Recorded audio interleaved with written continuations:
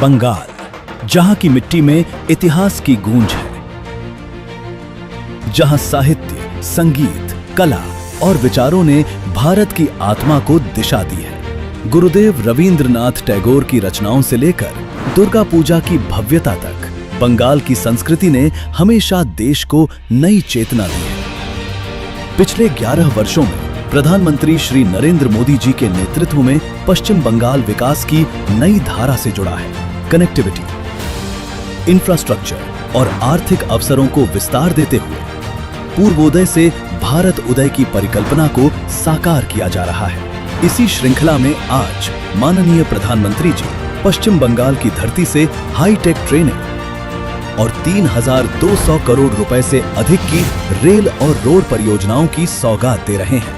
आज जब भारत विकसित राष्ट्र की ओर बढ़ रहा है तो बंगाल की भागीदारी अपेक्षित भी है और अनिवार्य भी है।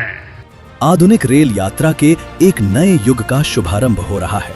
भारत की पहली और देश की सबसे hi tech train Vande Bharat sleeper, जो पश्चिम बंगाल के हावड़ा से असम के गुवाहाटी तक चलने जा रही है।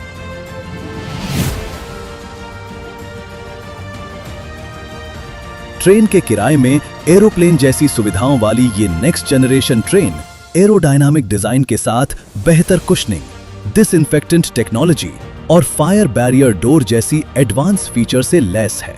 इसमें स्थानीय व्यंजन भी परोसे जाएंगे, जिनसे आएंगी बंगाल और असम के स्वाद की खुशबू।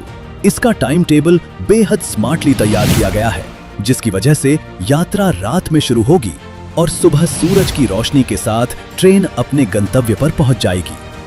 ट्रायल के दौरान जब ये 180 किलोमीटर प्रति घंटे की रफ्तार में भी 3 ग्लास के ऊपर रखे गिलास से एक बूंद भी पानी नहीं छलका, यानी ट्रेन का राइडिंग इंडेक्स है कमाल, जिसकी वजह से यात्रा होगी बेहद आरामदायक। इसके साथ ही 4 अमृत भारत एक्सप्रेस ट्रेनों का भी शुभारंभ हो रहा है। New Jalpaiguri Tiruchirappalli, Amrit Bharat express Alipurduar SMVT Bangalore, Amrit Bharat express Alipurduar Mumbai, Amrit Bharat express new Jalpaiguri Nagercoil, Amrit Bharat express जो पश्चिम बंगाल को देश के विभिन्न हिस्सों से मजबूती से जोड़ेंगी। Foldable snacks table, mobile holder, bottle holder, radium flow strips जैसी सुविधाओं से लैस ये हाईटेक ट्रेनें यात्रियों के आराम और सुरक्षा को नई ऊंचाई देती हैं। इसके साथ ही बालूरघाट SMVT बेंगलुरु और राधिकापुर SMVT बेंगलुरु एक्सप्रेस ट्रेनें भी शुरू हो रही हैं, जो छात्रों, IT प्रोफेशन और अन्य यात्रियों के लिए एक किफायती, भरोसेमंद और सीधा विकल्प बनेंगी। इन ट्रेन सेवाओं से पश्चिम बंगाल और असम समेत नागालैंड, बिहार, ओडिशा, झारखंड, उत्तर प्रदेश, दिल्ली, हरियाणा, आंध्र प्रदेश, तमिलनाडु, कर्नाटक, महाराष्ट्र, मध्य प्रदेश को भी मिलेगी मजबूत कनेक्टिविटी।